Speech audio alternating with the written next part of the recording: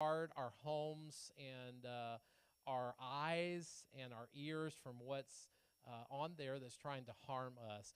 And so I want to thank you for coming, and I pray this will be a great time for all of us as we learn from our guest tonight. All right? Why don't we start with the word of prayer, and then I know we've got some giveaways, and I'm going to turn it over to our administrator, Mrs. Miller, in just a moment, and then we'll do some giveaways, understand? And then our guest tonight is Mitch Prosser, and we're glad to have him and his wife here with us tonight. All right? Let's bow in prayer. Our Father, we are so thankful that we have this opportunity to gather together tonight. Thank you, Lord, for McCauley Baptist Church. Thank you for McCauley Christian Academy. Thank you for each that have gathered here tonight. And Lord, I pray that we will have open hearts and open minds, Lord, to be able to listen to the information. And Lord, to be able to make the right decisions for ourselves and our children and for our families concerning digital media. And Father, we know that there's a lot of good that can come through digital media. But Lord, we know equally there's a lot of evil that can also come. And I pray, Father, that you'd give us wisdom as we raise our families.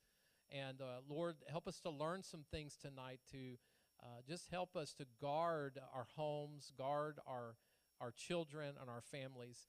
And Lord, thank you for Mitch and Christina for being here with us tonight. And Lord, bless this time together. And we ask this in Jesus' name we pray. Amen. Alrighty, I know some of you are here because your kids hassled you to be here, MCA students. I know they did because they were promised all kinds of awesome things, and there's even some awesome things for you all for coming tonight. So somebody came in tonight and said, Mrs. Miller, I like your hair. And so I want to tell everybody I discovered a new hair product today called Dirty Dunk Tank Water. It's awesome. It does wonders for your hair.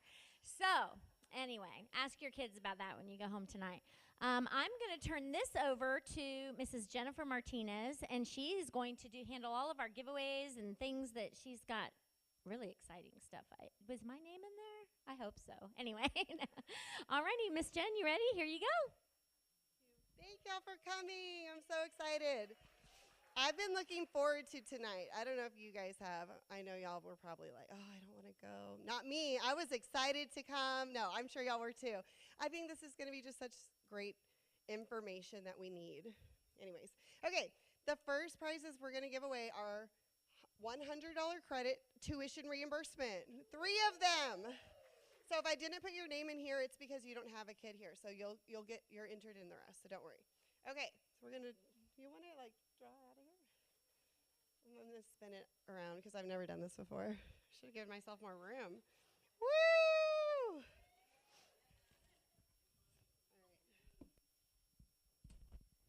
All right, Mrs. Miller, pull someone out.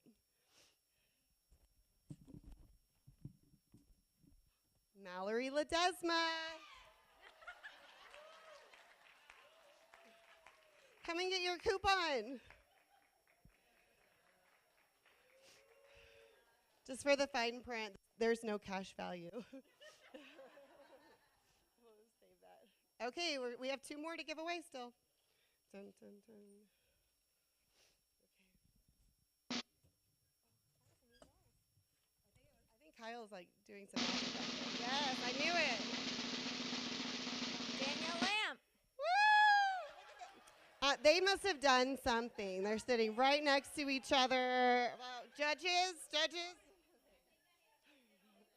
You're welcome. I know. Y'all should move to that row.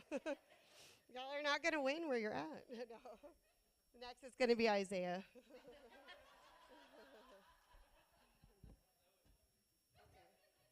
Okay, I'm going to spin it even further now. No, I'm just kidding.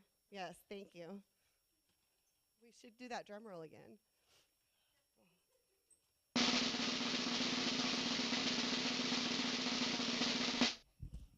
All right.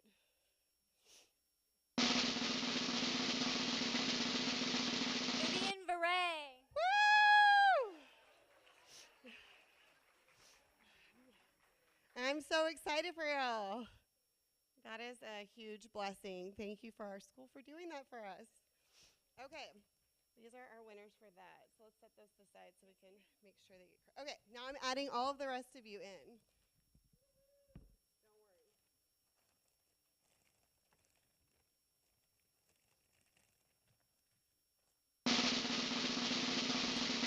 Now I'm getting anxious.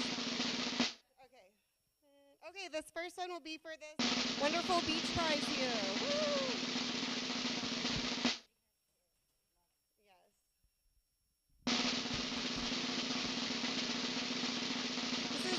Harder than I thought it was going to be. I don't know if I want to do this again. Ariana Castillo. Oh, woo! Ariana. She'll have to come and claim her prize. Ariana. She's here. She's in the hallway. I think she's running the check-in table for me. Okay, the second prize that we're going to give away is this wonderful coffee basket with a gift card to Summer Moon. This is all for her, so I'm just going to take it away. She's getting a fun noodle, too. I know, y'all are jealous, right? I am. Okay, here we go. I was spelling it out. It's fun.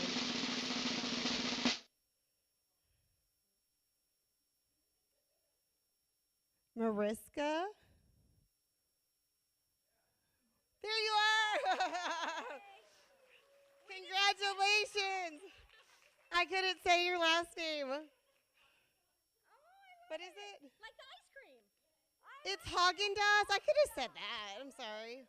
But it scared me. I was like, I'm going to butcher this name. I don't need a microphone, right? We don't really need to spin it anymore. Yes, spin it. Yes. Taking so long. Okay.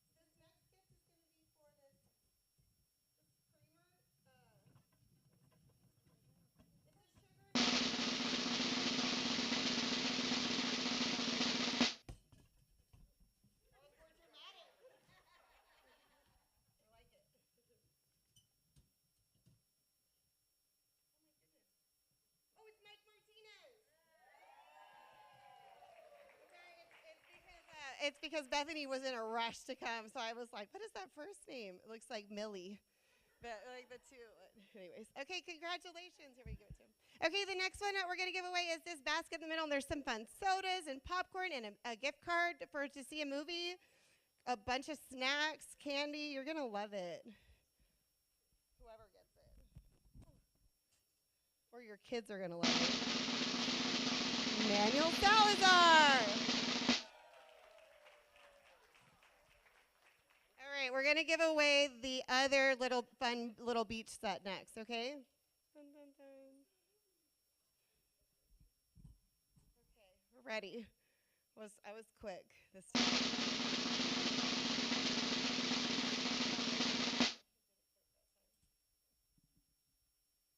Elena!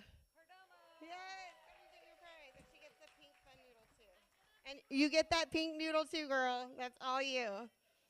Okay, now we're going to give away some t-shirts, some Macaulay t-shirts, and they're in various different sizes. So some are for your children and some are for you. And if you don't have kids, then...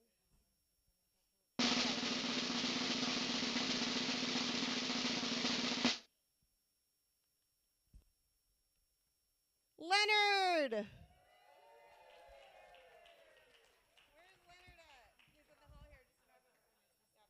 Okay, next. So I'm going to spin. And then I don't know how many we have, so just take it out. Okay.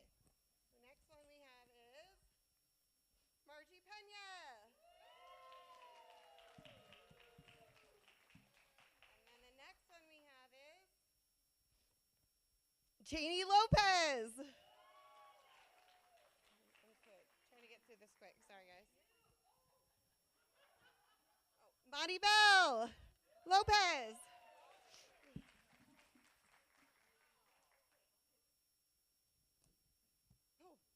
Juan Martinez. That's my husband. I'm sorry. But exciting. Excited, though. I swear, I'm being fair. Okay. This is our last one. Oh, Steve Rendon. There you are.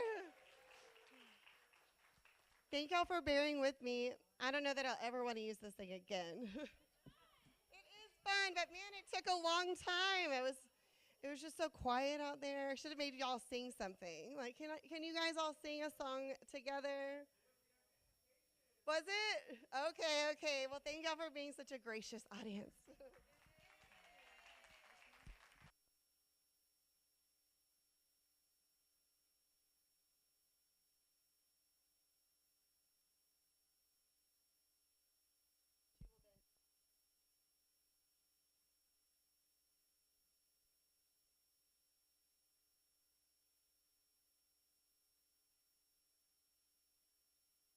Okay, there we are. All right, so they're making their T-shirt selections over there. I am so excited. I think I first met Mitch Prosser. He was a high school student. On fire for the Lord, headed to Bible college. He's done so many neat things. God has taken him a lot of places. He left Bible college and was a missionary in Saipan for a while. And we were hearing some stories about Saipan the other night. Youth pastor. Right now he's interim pastor at Lumpkin Road Baptist Church in Augusta, Georgia.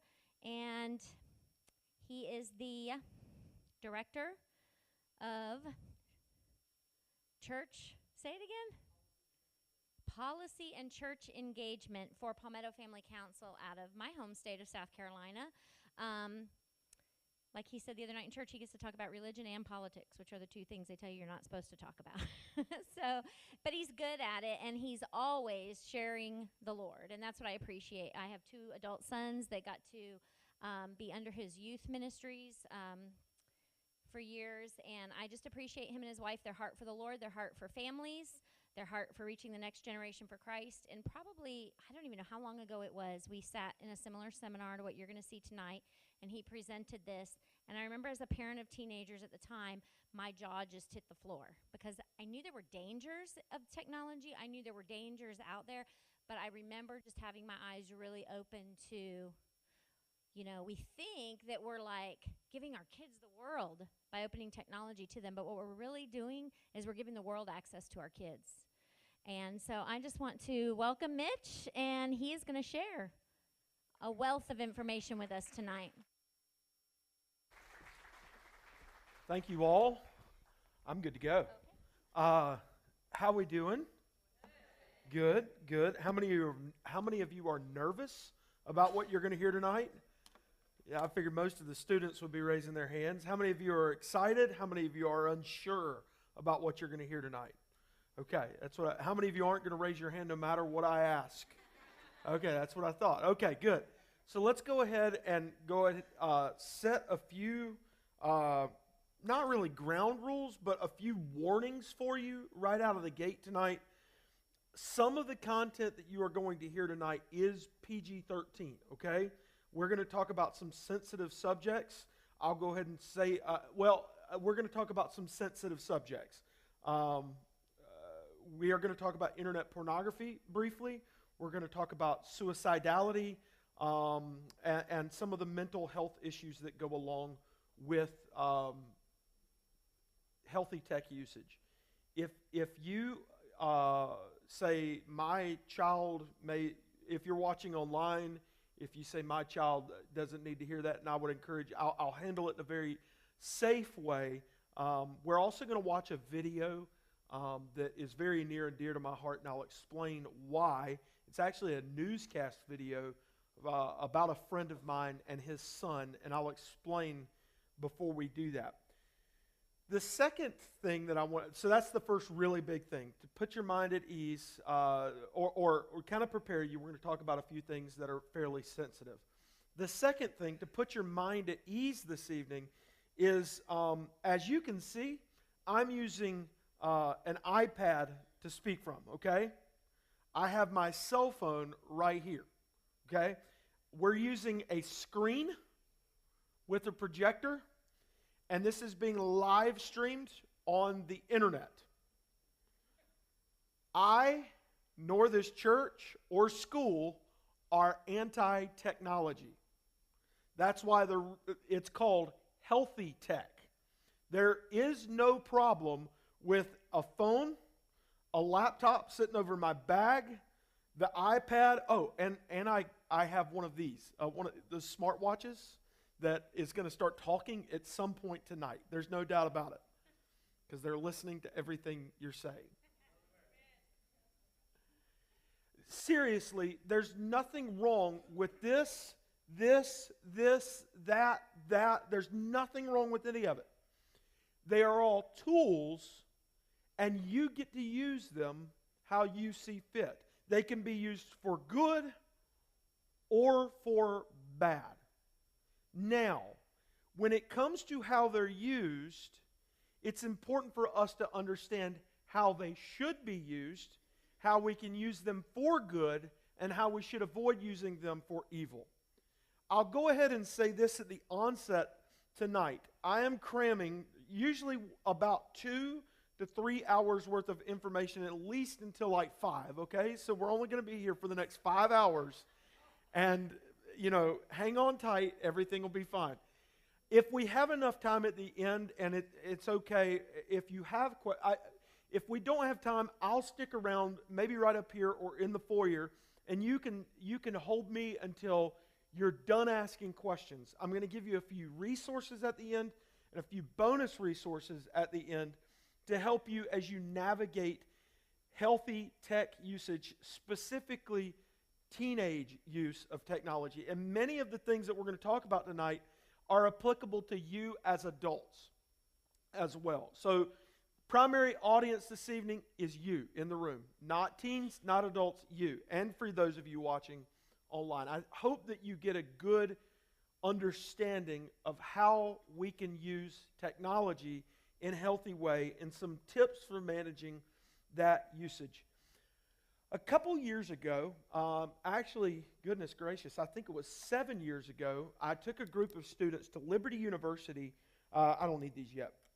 That's just a sign that you're getting old, and I'm in denial, so I'm just going to keep them off as long as I can. About 7 years ago, I took a group of students for college for a weekend at Liberty University. I had the opportunity to go into one of those sessions that no one I'm not a big session guy. When I go to these conferences and stuff like that, I want to hang out with students. I want to go to a football game. I want to go bowling and eat good food and all that kind of stuff. But they had a session, and my wife and I went into this room about this size with about 150 college ministers, youth ministers, senior pastors, Christian school principals, and we all sat in one of the most impactful sessions or seminars I've ever been in. A lady named Sylvia Hart-Freed started the very first digital wellness clinics in America at Liberty University. And the reason she started this clinic is because she noticed something about, I think she says it started around 2012, and it was alarming. There was a noticeable change when students came on campus at Liberty. When they left, how many of you remember the first time you left home? And whether you went off to school, military, you just ran away, maybe you put a bandana on a pole and you just walked down the railroad tracks and left home for good. I don't know. And there were normal things that were difficult. You got homesick. You began to wonder about your place in this world. You grappled with several different things. And usually that lasts for a few weeks, and then a peer group or friends or something along those lines helps you through that process, and you are okay, or you learn to be okay. And Sylvia says that a new generation of students, as they came on the campus at the university, when they began to grapple with the difficulties of being away from home and in a new environment, in unfamiliar territory, they struggled, and that only got worse. And the question she began to ask is why? Why is it that this devolution of character did not pick up and grow up? Instead, it was a downward perpetuating spiral, a flat spin, if you will, into abysmal, just terrible behavior, cognitive dissonance, emotional instability. And what she noticed as a clinician, she's a clinically trained psychologist, is that the students in this new generation were starting to manifest the signs and symptoms of someone going through withdrawal. Withdrawal from something that they were addicted to. Now, you say, I don't know that anything was different, because they were still able to have their smartphones. They were still able to have their laptops and technology, but what she noticed was the withdrawal was brought on by onset of new environmental changes. Have you noticed that if you're not around your phone, your anxiety level goes through the roof? A couple weeks ago, I had the pleasure of going to a place where they don't allow phones. Like, they literally don't allow them. If you try to get in this place, they will take your phone from you, throw it in a building, and you have to go get it later. They don't allow phones.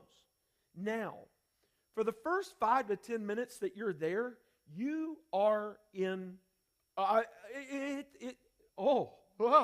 don't know what to do. And then after that 10 minutes or so, you're like, oh, I am free. Wow, this is amazing. Adults, do you remember when we used to use landmarks as places to meet at particular times?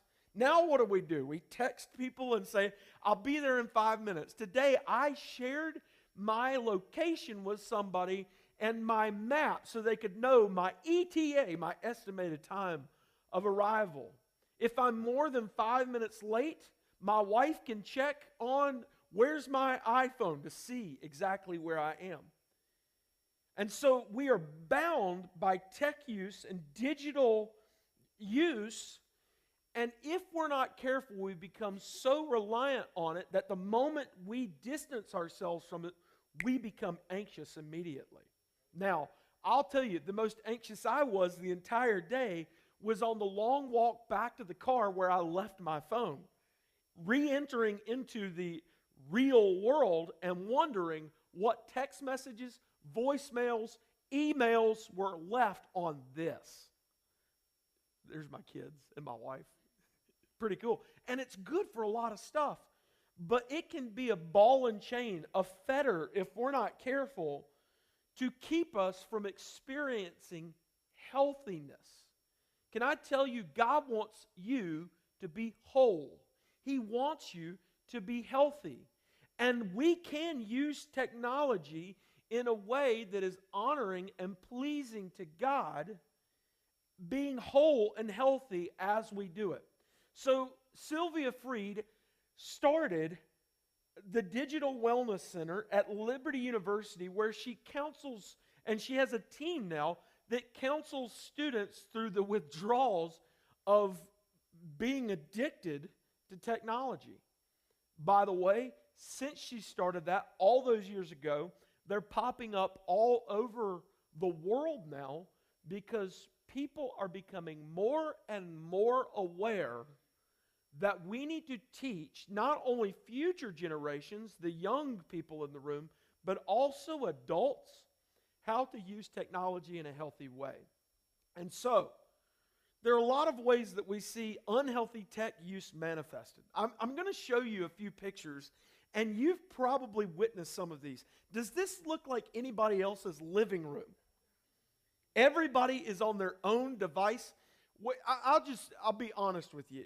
I'm a parent of 3 little boys, 12, 10, and 6. For Christmas, we have given them Kindles It's an Amazon product similar to an iPad. And of course, we limit their usage. We have parental restrictions on them. We have time limits on them. But there are times in our home where I look around our living room and I see me and Mom on our phones or watching TV, and each of our boys either on our phone playing a game or on their Kindle. And I'm thinking, man, we just need to go outside. We need to go jump on the trampoline or, like go start a fire, because that's always fun, right? Or something. We just need to do something other than this. And this is emblematic of where our generation is, not just the new generation, Gen Alpha, which is after Z. Some of you in the room are probably part of Alpha. But Gen Z, Millennials, Gen X, most of us in this room fit into one of those categories. We find ourselves here because it's the easiest path. It's the path of least resistance. The most connected generations in the history of the world find themselves in the most isolated and lonely places. We're going to talk about some of that in just a little bit. As I told you, some of the sensitive topics. Here's another one. I'm going to show you a couple more. The dinner table. Yeah, the dinner table. You know where healthy conversation, have you ever, when we want to meet somebody and talk to them, whether it's about business, whether it's about a relationship, whether it's about Christ and the gospel, hey, why don't we go get a bite to eat, lunch, coffee, something.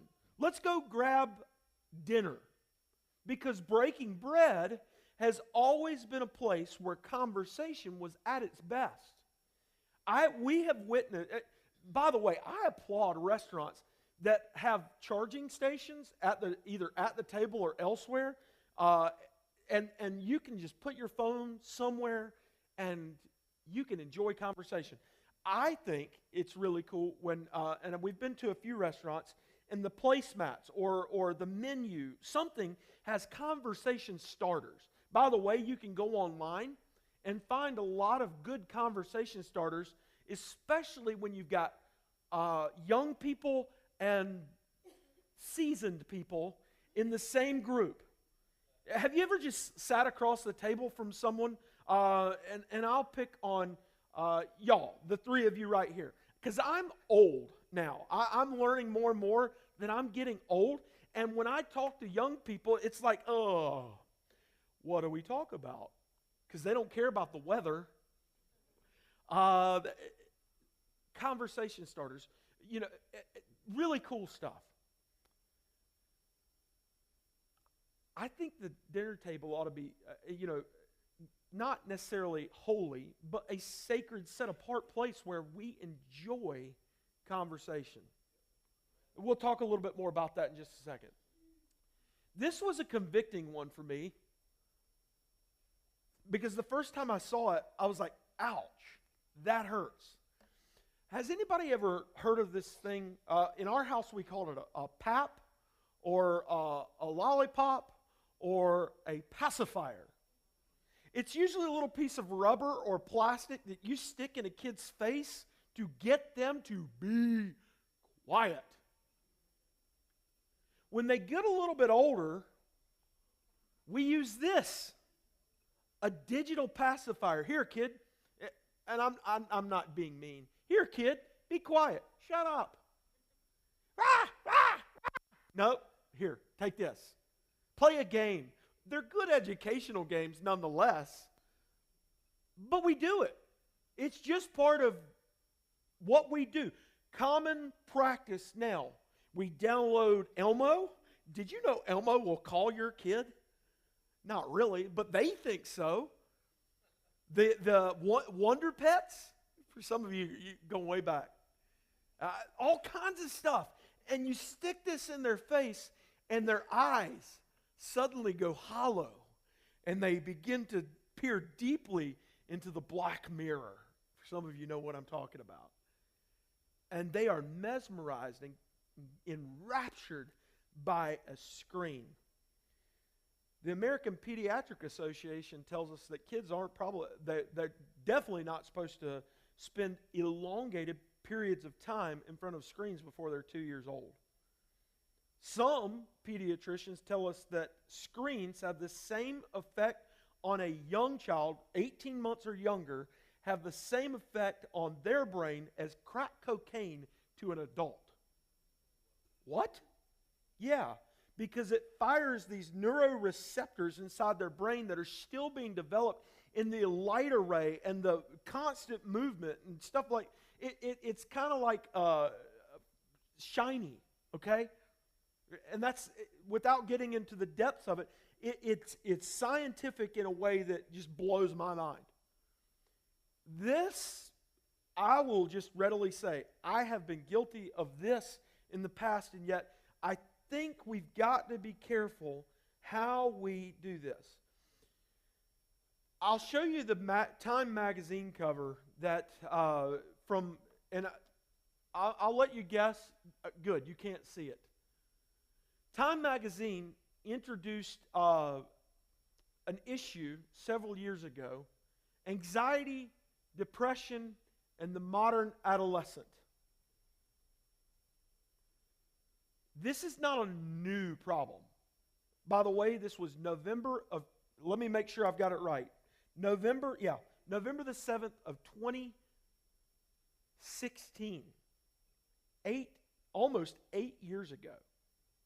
This isn't relatively new. Does anybody remember the first time, or the time when they got their first smartphone? Yeah. So within the last 20 years, but more data and research is being given to us, and we're going to extrapolate some of that data this evening in a very practical way to help you understand how you can use technology in a healthy way. The Bible tells us in Proverbs 20 and verse 12, the hearing ear and the seeing eye, the Lord God has made both of them. He's created them both, and I believe that technology... Did you know that God knew that the smartphone was going to exist before the foundation of the earth? It's pretty cool. I mean, he doesn't talk about it in the Bible, but, he created you and your body so that you could consume information in a way that would be honoring and pleasing to him. And the Bible tells me your brain, the ear and the eye, has been created so that you could use them for him. So let's get into a few particulars this evening. Screen time. Let's talk about screen time for just a minute. The American Academy, or the Academy of American Pediatrics, tells us that the average 10 to 18-year-old spends as many as 11 hours per day in front of a screen. Now, if you've got a smartwatch, let me see. Okay, good. I'm on 12 hours standing. That means I've been, either moving or something for about 12 hours. 11 hours is the average per day for a child between the ages of 10 and 18 in front of a screen. That's significant. Whether they're playing video games on their smartphone, on a tablet, in front of a TV, in front of a laptop, even doing good things like schoolwork, the average 10 to 18-year-old is spending 11 hours per day. Many teenagers spend more time interacting with media than they spend sleeping or even going to school. We had students for years in our youth groups, and it was fascinating to watch them when we go to summer camp or something like that.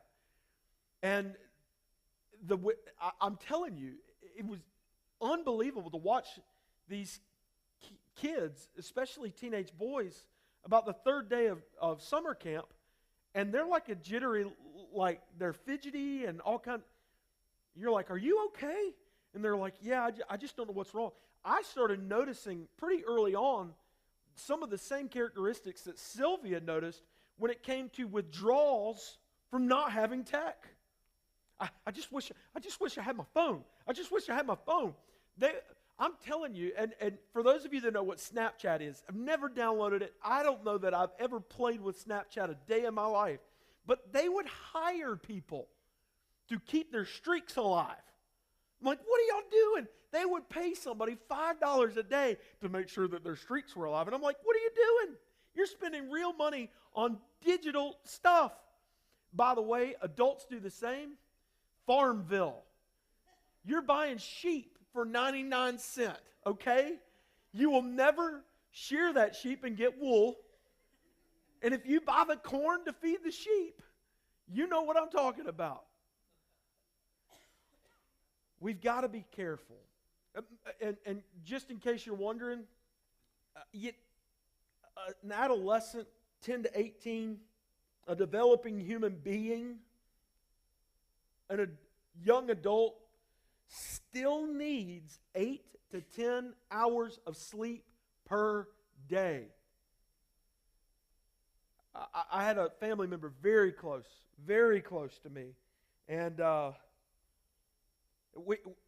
we noticed the bags under the eyes and just the pale countenance, and like, are you okay? Turns out he's getting between 2 and 3 hours of sleep every night because he was playing video games and talking with people online and doing work and stuff. Crazy. Lord knows what else, but wasn't getting any sleep. Crazy. Sleep actually helps kids grow up. They grow when they're sleeping. So if you don't want them to grow, keep them up. Otherwise, if you want them to leave your house one day, make sure they get 8 to 10 hours of sleep per night. Don't let them spend that much time in front of a screen. Here's another one for you, and this one is alarming. The average middle and high school student spends less than 1 hour of FaceTime. I don't mean on their phone. Face-to-face time with family. Less than 1 hour per day.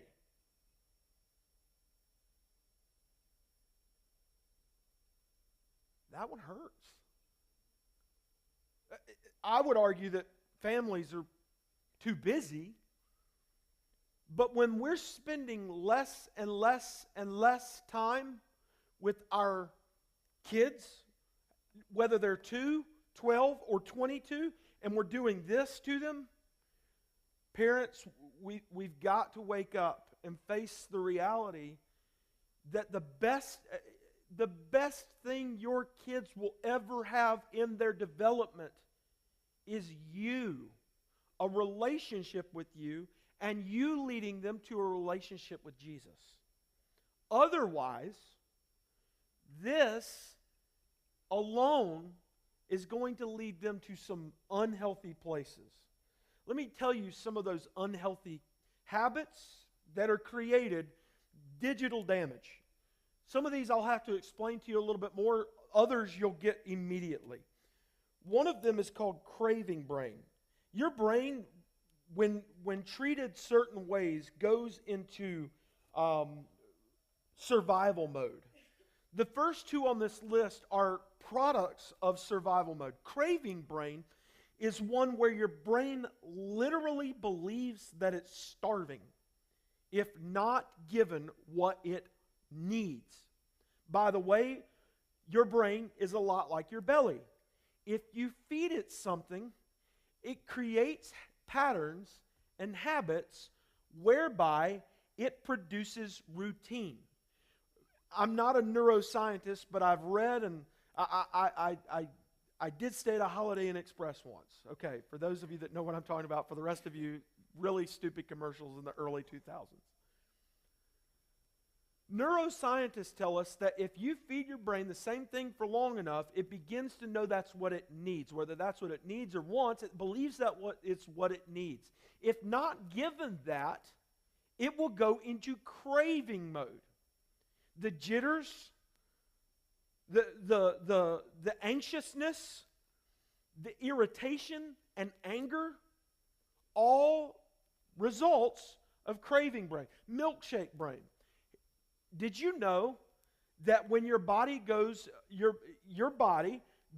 into a fight, flight, or freeze posture or position, that it begins to want fatty foods, like milkshakes, the brain does the same thing. It wants more dopamine enhancers, pleasure enhancers, and just like the little baby, 18 months old, who's getting the equivalent of crack cocaine through a screen, even if it's a call from Elmo. Well, that was fun. Sorry about that, Elmo. We'll talk later. Your brain, as a growing adult, if you're 10 to 18, or even as an adult, 18 plus, will go into a place where it thinks it needs fatty food. It needs pleasure. It needs dopamine enhancers. It needs that rush of adrenaline. And unfortunately, as we'll talk about in just a minute, one of the places that it gets it most is from your cell phone and tablets and digital usage. Selfitis. Now, this one blew me away. Predominantly in young ladies, selfitis is now a clinical disorder.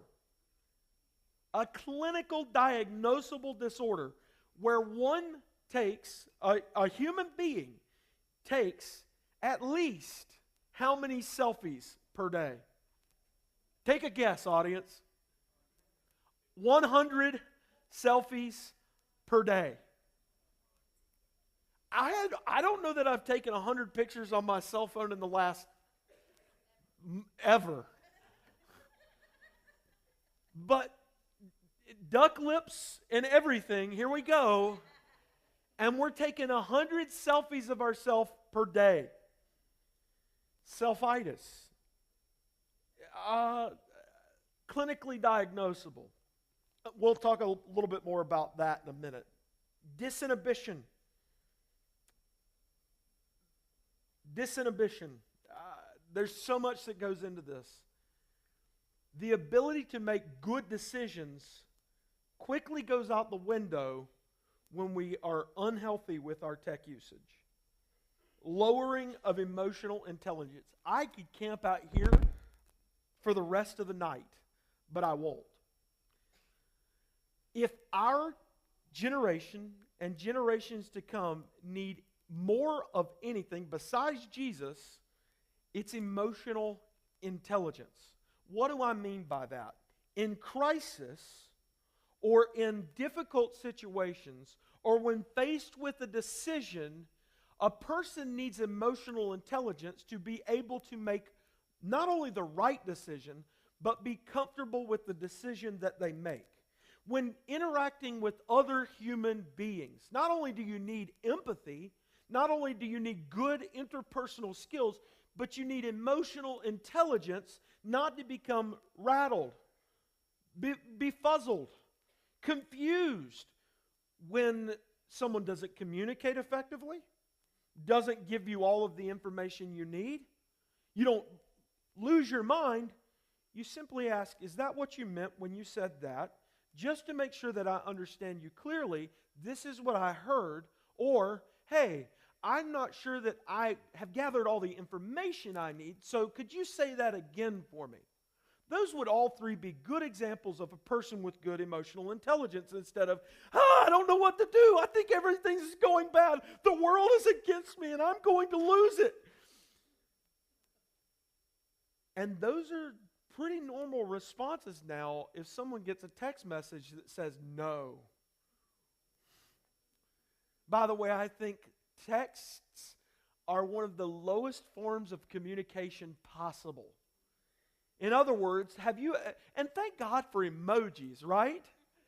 Because no, let me use the positive. Yes. Yes.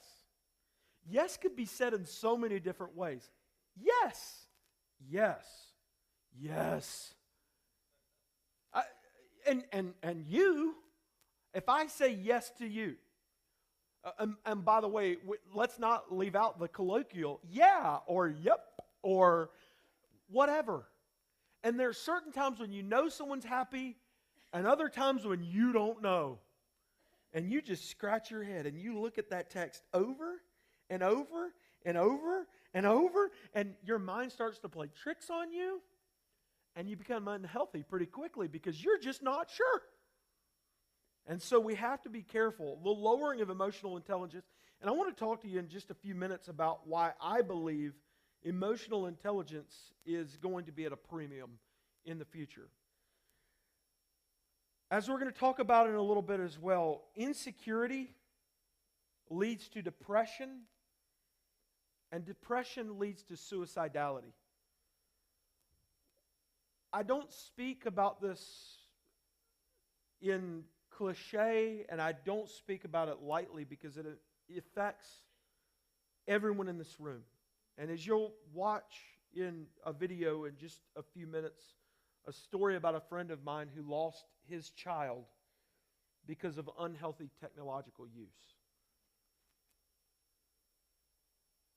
I would say that this predominantly affects teenage girls, but I think that this downward trend is affecting young women and men at nearly equal harm.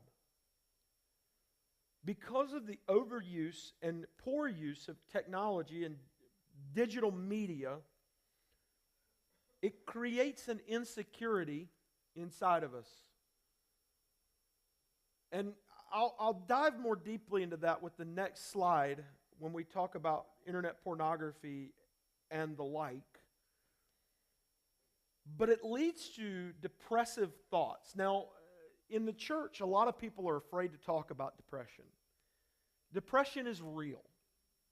There are several different types of depression. I'll cover two very quickly, and because they're pretty much polar opposites of one another, while they both are very difficult to deal with. There's clinical or elongated depression, and there's acute depression. Clinical or elongated depression, it tends to be more of either a genetic or psychological marker. It's something that has either been passed down to you, has become part of a family history based on nurture, or is something that you've learned over time. Clinical depression. It's not easily broken. It's not easily beat. But the power of Jesus can help you manage any type of depression. Acute depression, on the other hand, usually is set off by specific stressor. I don't know what I'm doing, but it's not working. I'm going to step back here because I've been right there every time. Acute depression is usually set off by stressors which lead to triggers which then lead to the problem of depression. What do I mean by that? Stressors, if you will, are the beginning of the funnel.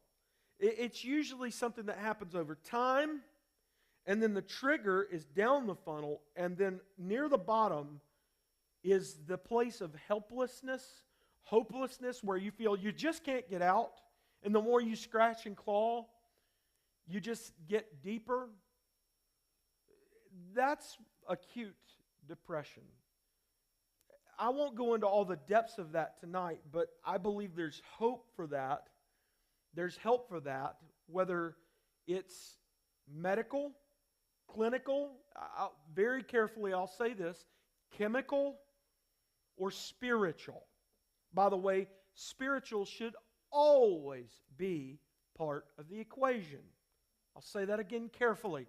Spiritual help and hope should always be part of the equation when it comes to handling or treating depression or depressive behavior. Always. But unfortunately, if left undone or untreated, depression can lead to suicidality. This is a dangerous place.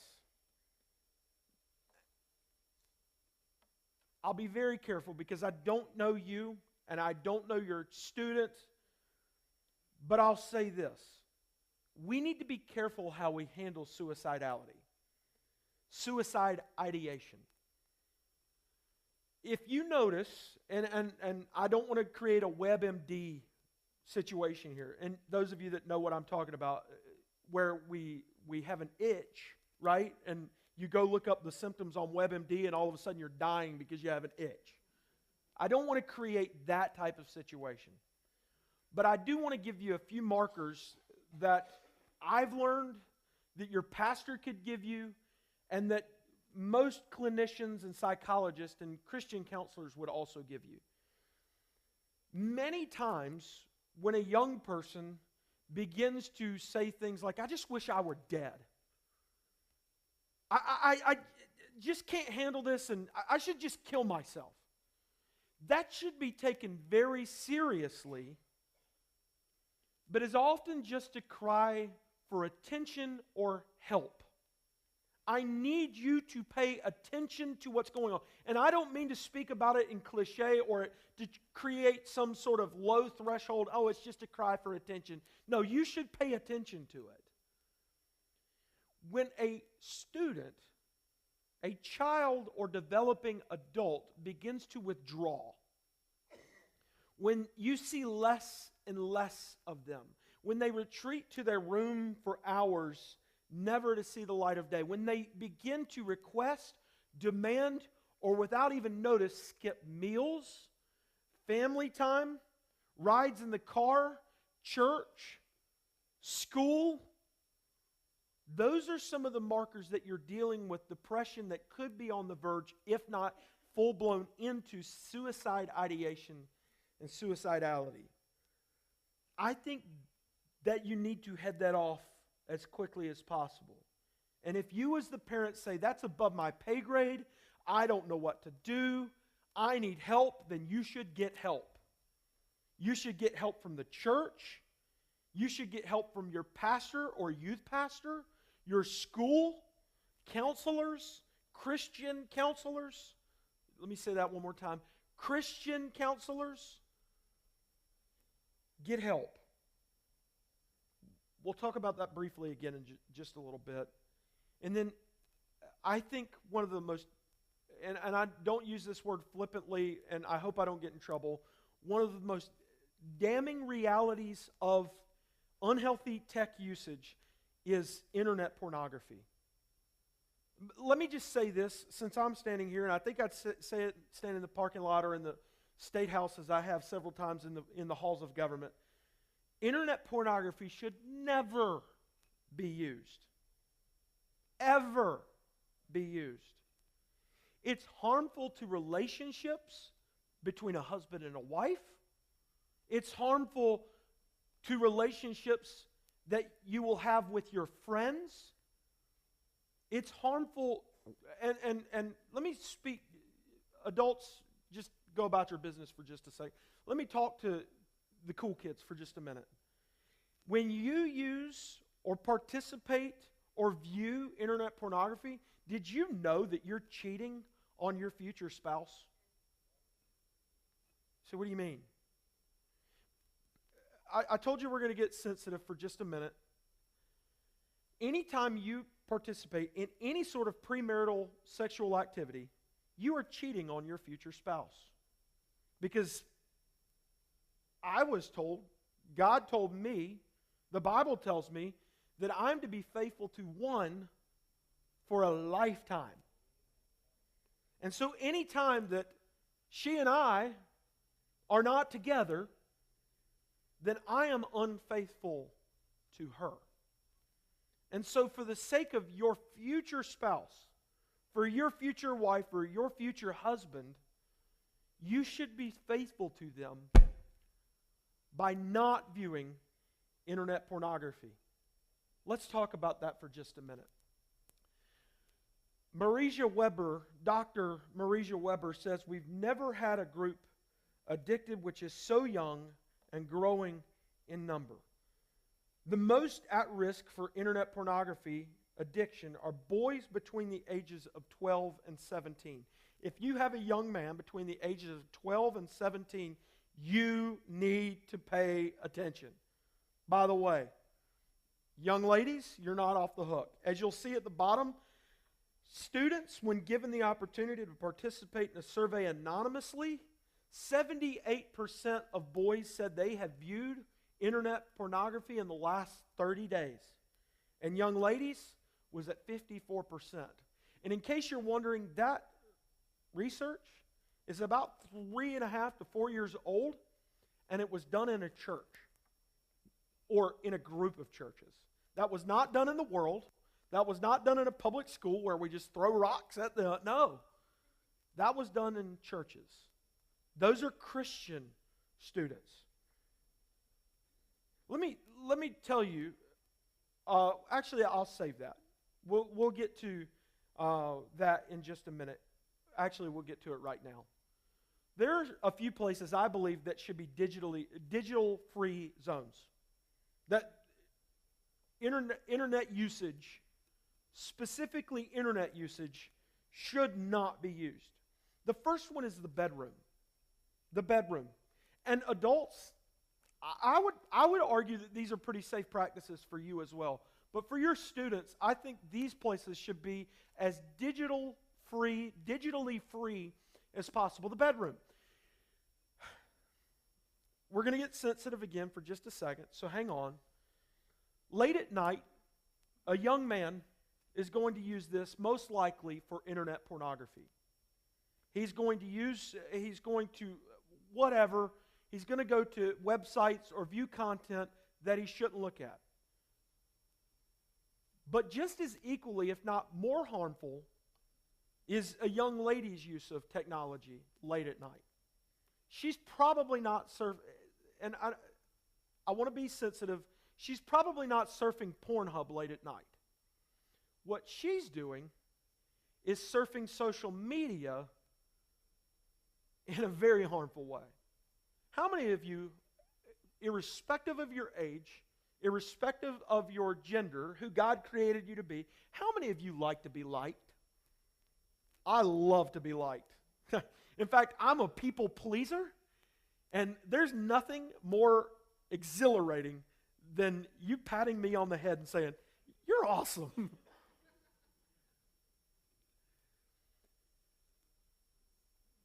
How many of you know that this is a tool to tell you whether you're liked or not? You post a picture and you look for impressions. It's got likes, loves, cares, thumbs up, thumbs down. It's got hearts beside it. People comment on it. If it was a post that you wanted to be shared, maybe even go viral, and people start to share it, and you get this rush. It's awesome. Here's another way you'll know whether you're liked or not.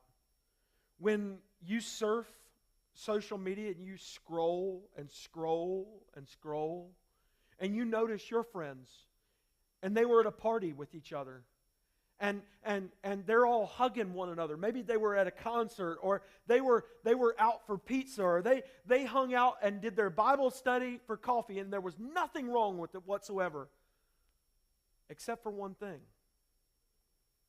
Some of you are ahead of me, and you know exactly, you weren't there. And you begin this downward perpetuating spiral where you start to question, I thought I was their friend. I thought I was going to be included. And while a young man is using this late at night for very harmful pornography use, sometimes young ladies are just as equally harmed by the downward spiral of depression, because I'm just not liked by anybody. And we begin to doubt our self-worth, and we begin to wonder, if I'm not there with them, has anybody ever heard of FOMO? We all get it. The fear of missing out. They were there and I'm here. They were experiencing that and I wasn't. And there is this fear about being other. Other. I wasn't there, therefore I am other. I wasn't part of that, therefore I am other. And the one thing that we don't want is to be left out. And so the bedroom, I think, is one of those places that we ought to keep tech usage away from. The dining room table. As I told you, breaking bread is a place where good conversation begins. And it doesn't have to end when we all put our plates in the sink or when we pay the bill at the restaurant. No. It can continue. let me tell you, next time you're at dinner, put this in your pocket or leave it in the car or keep it out of the kitchen or the dining room when you eat. Just see what happens. You can do it, I promise. You'll be okay. By the way, and I'm guilty of this, nothing says that you are less important than what's going on in my life than when we whip out our phones at the restaurant and slap them on the table. Nothing says something far more significant could come up in my life than you in the next hour. Therefore, I'll put this on the table just to make sure that when it happens, I'll know about it. Have you ever, and I did this a couple weeks ago, and I was so guilty of it. I was meeting with someone for the very first time. I don't know this person. It's a significant relationship, the blooming and the blossoming of that relationship. And I start getting texts in the middle of it. I wasn't looking at my phone. Instead, I started doing this. And the person asked the question, they had the audacity and the right to do so. Is what we're talking about so unimportant that you're wondering what time it is? And I said, oh no, I'm not worried about the time. I'm just worried about the texts. Well, they were all work related, and that was really important. But what I was telling that person was that what I have going on in my life is far more important than this conversation. Let's be careful. The kitchen. Some of the greatest lessons we'll ever learn are either over top of a broken lawnmower or in the kitchen, where we learn how to follow rules and steps called ingredients and recipes, where we learn the traditions of a family, where we learn how to get along with one another when something goes bad, like someone leaves the eggs out of the cake. Kitchen should be a digital-free zone. I think as much as you can help it, the car should also be one of those places. Have y'all ever played red car, blue car? Has anybody ever played Spot the Cow? Now, that's pretty hard to do anymore. Not in Texas. You got cows everywhere, right? Play games. When's the last time you played the ABC game? I taught my kids the ABC game. They were so unenthralled, they were done by the time we got to D. They're like, we're done with this. Except for the one that kept making up stuff. And I was like, yeah, that's not real. Let me tell you the other reason, and I put TWD up there, and for those of you that know what TWD is, texting while driving. I was telling Pastor the story earlier today of a young lady that we knew, the Millers knew, and she lost her life because she was texting while driving. It happens more often than not. That's very dangerous, detrimental, and students and adults, let's put down the phone while we're driving, be as hands-free as possible. That's the very practical reason to keep the car as digitally free as possible, but also because we can interact with others. I love when I'm driving and I see something really cool and I can tell my kids or my wife, did you see that? And they say, yeah, that was really awesome. Did you see that plane flying over or that cow in that field? Yeah, I know. Or the red car, the blue car, or the whatever, the world's largest armadillo, whatever it is. The world around us is a place where we can learn and experience new things. And by the way, what enhances relationship is when we experience new things together. But if all of us are doing this, we never have the opportunity to do so. The car is like sitting in the living room while the whole world goes by. And we have the opportunity to experience that together. Not just the car, but I suggest sedentary lifestyle is not the best. Get outside. Whether you go for a hike or you jump on the trampoline or you sit around the fire pit or you like I said earlier, start a fire. That's fun. Spend time outside and leave the tech behind. Unless you're on a hike and you need it for a GPS, then it would be a good idea. Don't get lost in the woods. Other than that, don't talk on the phone while you're hiking with your kids. Don't talk on the phone while you are playing catch or riding bike, whatever. Spend some time with the people that you love in a way that will build relationship. Let's talk about digital footprint for just a minute. Let's come up for air for just a second. Breathe. Take a break. Okay, 5, 4, 3, 2, 1. Good. All right. I'm gonna wrap this up as quickly as I can because I'm telling you, this is heavy stuff. Every one of us in this room, whether you are, unless you are a Luddite, by that you're Amish. And even I'll guarantee you, Amish people have a digital footprint. I'll guarantee it. All of us have a digital footprint. Let's talk about digital footprint for just a second. All of your personal information is vulnerable. All of it.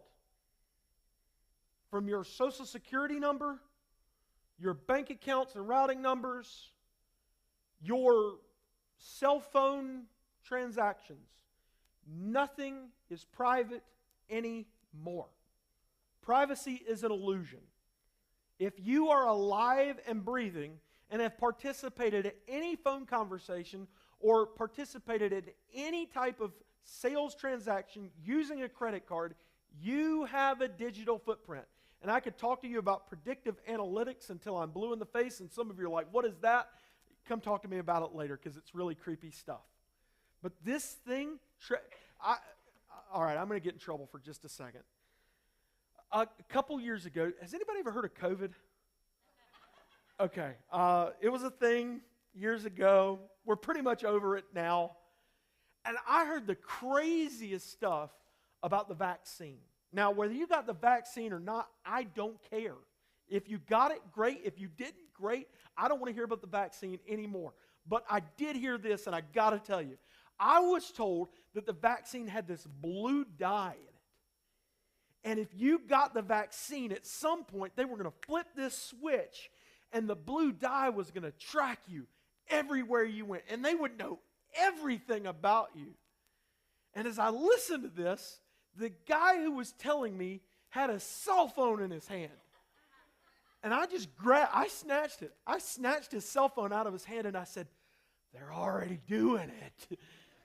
In the creepiest Alex Jones voice I could muster. Don't worry about who he is.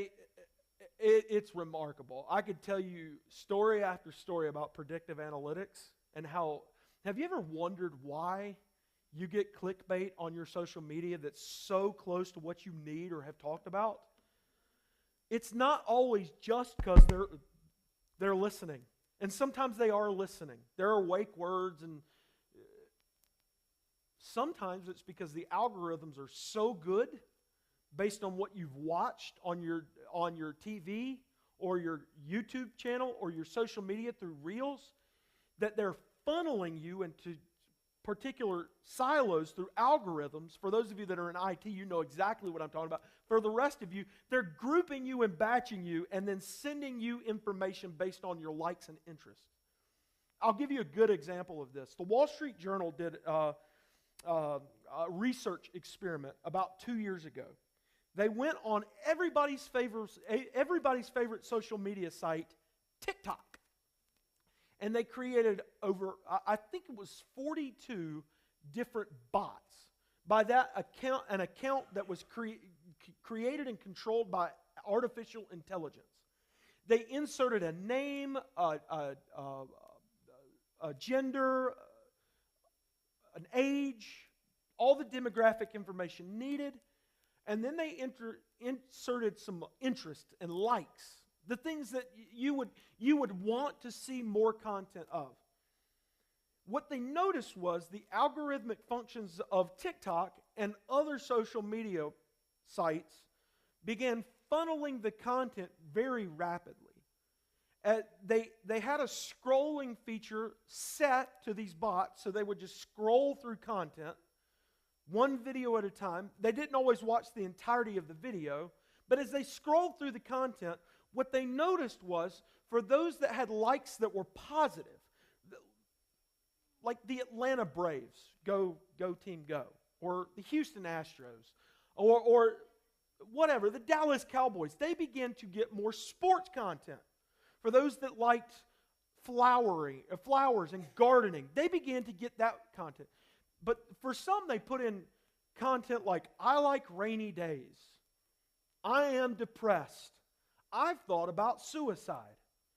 And within hours of scrolling through content, they were viewing videos. These bots were getting videos that not only told them that it was a good idea, that at times you should try to take your life, but they were getting videos showing them how to do it. If that isn't from the pit of hell, I don't know what is. We've got to be careful how we use technology. Your personal data is vulnerable. Your internet activity is lasting. Student, you want to get a job one day? I'll guarantee you, any employer worth their salt will check out your social media. I promise. If you want to run for political office one day, they've already done it. Trust me, I know all about this. Be very careful, because your internet activity, not just what you do on social media, all of it is lasting. Most activity can be public. Has anybody ever heard of doxing? The very short of doxing is where someone doesn't like you, or you've done something to someone that they didn't like, and they find out your personal information. We're going to use, for the sake of the argument, your home address or your cell phone number. Now, I think for most of us, those outside of maybe Social Security number, military ID, or bank accounts would be some of the most personal things to us. They take your cell phone number and boldly, proudly broadcast it. If you want to call Mitch Prosser, then you'll call him at 803-457-03XX. And the internet goes abuzz. Or if you would like to visit Mitch Prosser's house, you could go to XXX Esso Lane in Elgin, South Carolina, and you could go visit his house. Now, it's rarely ever done in a positive way, like, go bring him brownies. No, it's usually, if you would like to egg his house, or worse, then go visit. Or if you would like to send him nastygrams or text messages, or call him at 3 in the morning, here's his cell phone. Doxing. Posting a public or private information in a very public way to harm. Here's another one, and I know most of us have heard of this, and usually for one reason. Catfishing. Anybody ever heard of catfishing? If I said, give me a name of someone who's been catfished, most of you in the room would tell me Manti Te'o.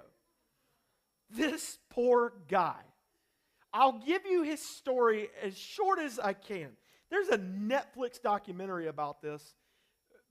Viewer beware, but it's worth seeing how catfishing works.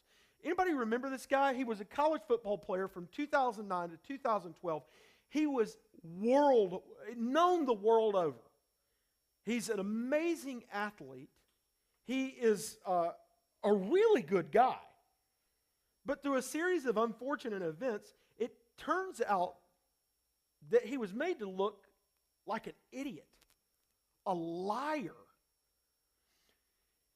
He fell in love with somebody who he never met. Now, for those of you that met your wife or husband at church, good for you. There's a bold new world, a new horizon where good people, Christian people, meet their significant other, their future husband or wife, online, whether through a dating site, through a friend, a mutual, and it happens. I know great people that are now married with children who met their husband or wife on the internet. Cool. He met a young lady on the internet. The only problem is she wasn't a young lady. Let's just call, for the sake of time, he met the Nigerian prince. For those of you that know what I'm talking about, you've gotten the email before. If you'll email us back, we've got a fortune waiting for you. In this case, it was love. The fortune was love, and she was a beautiful young lady. And before you know it, the young lady has cancer or a disease and is in a hospital bed and is dying, and Manti Te'o must save her. The only problem is none of it was true. And he was catfished publicly. College Game Day, ESPN, the worldwide leader in sports, did an entire feature on this guy and his girlfriend who didn't exist. Say, what's the big deal? It's a really big deal because, as I said at the onset, he was made to look like an idiot because he was vulnerable. He was innocent. His entire football career was over after this. He went to the league, he spent some time in the NFL, never got seriously looked at by anybody because everyone scratched their head and said, I don't know if he's the brightest bulb in the box. But anyone, any of us could have been in the same spot. I could tell you story after story. I went and visited, and I know what we're going on. I've got stories for days. I went and sat with 3 children of a lady who had passed away. I won't tell you her name because in case her kids ever see this, they're like, you shouldn't use that. So to protect the innocent, we won't say any names. She fell in love with a guy from South Africa. How many of you know already? Red flag, abort. She fell in love with this guy. He needs to get to the States. He owns a house in Charlotte, North Carolina. On and on the story goes. He gets to the States after she gives him enough money to get back. He gets hit by a car walking across the street from the airport to his rental car as he's driving to meet her for the very first time. None of it was true. They preyed on her because of her vulnerability and just losing her husband months earlier and stole the 3 kids. They're in their mid-50s, all of their inheritance. Gone. She gave it all away. Catfishing. I'll give you one more. And this one's very sensitive, and I want to show you a video to wrap things up tonight, and I'll give you some tips for digital wellness, and we'll call it a night. Sextortion. It's now a crime in many states. Here's what it looks like, and once again, we're going to be very sensitive about this. We're not going to go into great detail, but most of you're going to get it. Through a series of text messages or sometimes even FaceTime videos or social media direct messages, groups of people will prey on usually teenage boys who are, to use the song, looking for love in all the wrong places. And they are baited with, hey, it would be a really good idea if you sent me images of yourself. I think that's all I need to say. They then use those images to blackmail you and then tell you, if you don't give us so much money, and usually it's not absurd, $500, but how many teenage boys have $500 laying around? But you can't go to your parents, can you? You can't go to your friends because then you're guilty or you're dumb. And a friend of mine named Brandon Guffey's son Gavin found himself in this situation. Brandon's story is compelling. I want you to see part of it. This is a newscast. I'll tell you the end of the story. The unfortunate end of the story is that Brandon's son Gavin took his life. He committed suicide as a result of sextortion. I'll tell you the rest of the story after you watch this South video. Carolina lawmaker has made it his purpose at the State House to stop the crime that led to his own son taking his life. It's called sexual extortion or sextortion, and the FBI says thousands of minors across the country are victims every year. State House reporter Mary Green has the story. I want to start the conversation. The most important thing about this bill is actually raising the awareness of what an issue that this is. That's why Representative Brandon Guffey has worn this black pin every day at the State House since starting his first term in January. This is the symbol. It's less than 3, which kids put at the end of a text as like a heart. But it's the text that my son sent out to many of his friends before he took his life. It's a symbol of the fight that's become the York County Republicans' purpose in serving here, one he spoke about Wednesday to his fellow House members. July 27th of 2022, I lost my son to this crime. Guffey's 17-year-old son, Gavin, had just graduated high school. He loved art and cooking and skating. What I loved about him was that he was his own person. He didn't change for anyone. He took his life just hours after Guffey says a stranger reached out to Gavin, coerced him into sending intimate images of himself, and then tried to extort him for money. The first bill Guffey ever filed as a House member would make that crime, called sexual extortion or sextortion, punishable by up to 30 years in prison in South Carolina. The FBI says more than 3,000 minors were targeted in these crimes in the last year across the country, mainly boys. But those are just the reported incidents and likely just a small fraction. Criminals are coming into the bedroom while you're at home and you have no clue, and they are targeting our children. The FBI says the criminals in many sextortion incidents are coming from outside the U.S. So Guffey says to really crack down, the federal government and tech and social media companies need to take a tougher stance. But he says at the very least, passing this bill would bring more awareness of how widespread this issue is and encourage more families to talk with each other about it. I feel like I'm making a difference, and it's the only good that I can get out of losing my son. Guffey's bill cleared its first hurdle Wednesday, advancing out of a House subcommittee. So far, it has more than 50 sponsors coming from both parties. And each time someone new signs on, Guffey gives them one of these pins, so they too can keep on spreading the awareness. Reporting from the State House, I'm Mary Green. If you or someone you know is struggling with thoughts of... The Less Than 3 Foundation was started by Brandon Guffey. The rest of the story goes like this. The bill gets, I won't give you how a bill becomes a law. The bill gets through the House where Brandon is a member. It passes unanimously. It then goes over to the Senate, and the Senate minority leader, who is a wily fox, introduces an amendment. And I helped Brandon foster this bill. This bill is going to become a law that protects people just like his son. And this wily fox, we're like, oh no, he's going to scuttle the bill. He's going to ruin it. He says, I only have one amendment to this bill. And we have a rule in the state of South Carolina, probably similar to the way you have a rule in Texas. You don't name bills after people. But this really smart, wily fox named Brad Hutto says, I have one amendment to the bill. We no longer call it by its name, but we name it Gavin's Law after Brandon's son. And there wasn't a dry eye in the State House.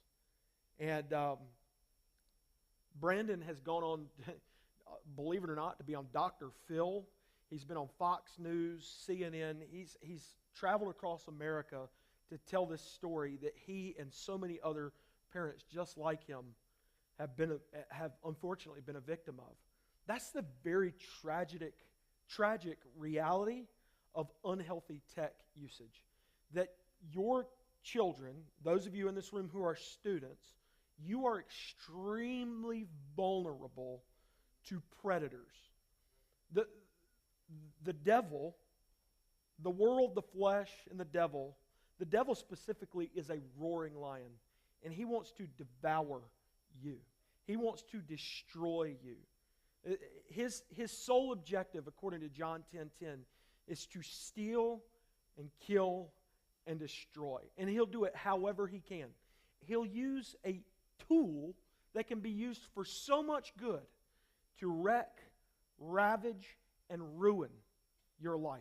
And so I want to give you some tech tips, some tips for digital wellness. The first one is to simply adhere to the age requirements of digital media, of social media websites. If it says 13, don't get on it when you're 12. If it says 18, I'd question whether you should get on it at all. Be very careful. And by the way, does anybody know who Claire Huxtable is? She's a fictional character, but one of my most favorite mothers on all of TV ever. Theo, her oldest son, I don't even remember what he did.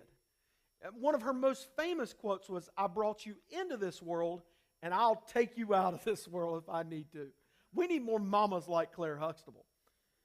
Claire, I don't know what Theo, her son, did. For those of you that ever watched the show, The Cosby Show, Theo did something, and he slammed the door in his mother's face. She went, wherever you get the hammer and screwdriver, she pounded the pins out of the hinges and took the door off the hinges. You need to know the password for your kid's phone. They should never be able to slam the door in your face. Mom, it's my phone. Chances are you pay the bill. Dad, you can't tell me what. I gave you that phone, and I'll take it away. I think that's reasonable. I think that's not only reasonable, it's right. And you say, and I'll tell you this, because I've heard this ultimatum. Until you pay for it yourself, I'll tell you what to do with it. I don't care whether they pay for it themselves or not. If your child pays for their own car, how many of you would encourage them to drink and drive? That's what I figured. None of you. Whether they're in your home or not. How many of you, whether they pay for this phone or not, say, you can do whatever you want. You paid for it. I'm sorry, but that's dumb parenting. That's just irresponsible parenting. Know their password. Set limits for them.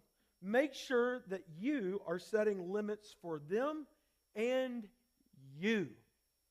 As we'll talk about in just a second, that's one of the most important things you can do.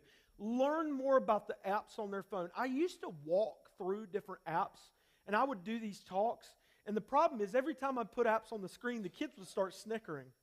We don't use those anymore. So I stopped doing it. But I'll tell you this, there are all kinds of really cool apps that look like they're calculators and cell phone. You know, one of the things we do least on these phones is actually call people. There are ways you can hide anything on these phones. Pay attention to what they're doing. Know what apps they're using. And here's the cool thing. Create an environment and a healthy situation where you can look at your kid and just say, hey, I noticed this app on your phone. Can you tell me more about that? Hey, slow down, Johnny. Slow down, Susie. I just want to know more about it. You're not in trouble yet. We've all heard that before. Understand what the apps are, how they're being used, what happened. And students, understand what's happening to your data. It's out there. It's being used. By the way, soccer moms out there that have Fetch and Ibotta and all those other apps, they're harvesting all of your data too. Same for all of you dudes out there who are doing the social media sports stuff. Practice digital etiquette. Model empathy. Don't be a keyboard warrior. There's something about the anonymity of a keyboard, even if you know the people. I can't tell you how many times I have watched a feud on Facebook specifically. For all of you young people out there, that's where old people go to get angry. I won't even talk about Truth Social. Oh, Lord, help us. People lose their minds. We talked about disinhibition earlier. When you get behind the keyboard, you can tell the world anything and everything, and you're cool. No. you can make yourself look like a fool by not practicing empathy. Let me give you 4 basic rules before you hit send. A guy named Emerson Eggerichs, about 10 years ago, wrote a book called Before You Hit Send. And they're basic rules for anything. If you and I are going to have a conversation, I need to ask myself, is what I'm about to say true? Is it necessary? Is it kind? And he adds a 4th one. Is it clear? Am I going to communicate this in a clear and succinct way? Is it true? Is it necessary? Is it kind? Is it clear? If it isn't true, keep your mouth shut. If you heard it from somebody else, verify it before you say anything. And otherwise, that's called gossip, which is most of what social media is anyway. Does anybody know what restaurant they're putting in down the street? And before you know it, there's 500 responses of what everyone heard it's going to be. I heard it's going to be a Buc-ee's. No, it's not going to be a Buc-ee's. Calm down. That's still a big deal where we live. Y'all are like, we're so over Buc-ee's. And practice empathy. No devices at meals. Have conversations. Engage in using digital media with family and accountability. Create a text thread for your family. Use media. We're all going to do it. Use it in a healthy way. And that leads to the last thing. Parents, model digital wellness yourself. Lead your children. The worst thing in the world you can do is say, we're not using our phones at meals. Don't text while you're driving. You're not supposed to look, I would lay down, I'm not going to do it, at your phone in your bedroom by yourself. No. Practice what you preach. Make sure that you're modeling digital wellness yourself. Here's a couple resources, tools for you. If you're a reader, check these out. Tools for Digital Wellness. Screens and Teens by Kathy Koch. And by the way, if you want pictures of this, if you want this presentation at any point, feel free, come see me. I'll email it to you absolutely free. Feel free to take pictures of these. Kathy Koch's written some awesome books. I'll give you 2 more. 8 Great Smarts and 5 to Thrive.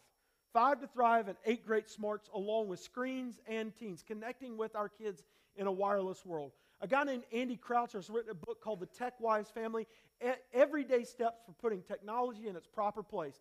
None of these books are anti-tech. They're telling you how to use it for God's glory and for the health of your family. And then The Digital Invasion, I'll stop where I started, written by Sylvia Hart-Fried and her dad, Archibald. That's a good name. Dr. Archibald Hart. So, here's some tools for you. I think I've talked for way too long, and all of you are like, you need to be quiet. So I'm going to pray over each and every one of us that we will model good digital wellness, and then I'm going to come down here or go in the lobby, wherever they want me to be, and I will sit with you and answer any question that you have to the best of my ability. And if I don't know the answer, I will find it for you and help you model digital wellness yourself. Let's pray. Father, I pray that you'd help us. Help me. Help my wife and I as we raise young men for Christ. In a world where the world and the flesh and the devil want to destroy my children and the children and adults in this room, where the world wants to destroy me, guard my heart. Make me wise. Help me to see what you see. Show me the error of my way before I point out the flaws and failures of others. God, in a world filled with technology, help me to use it in a way that brings honor and glory to you. Help me to spread the gospel of peace and love and joy to a world that needs it and can readily access it by getting a share from Macaulay Baptist Church or a Christian school or a positive post that brings honor and glory to Jesus. And help me to stay away from, and help my friends in this room to stay away from the stuff that will murder them, that will destroy them, that will ruin them and their future. And above all, may we practice grace. May we give grace where it is needed, so that others will come to know the one who gave his life for truth and grace. Bless my friends. Give them the tools they need. Help us to raise our families in a world filled with tech in a healthy way. In a healthy, whole way. I pray this in the matchless name of Jesus. Amen and amen. Thank you all.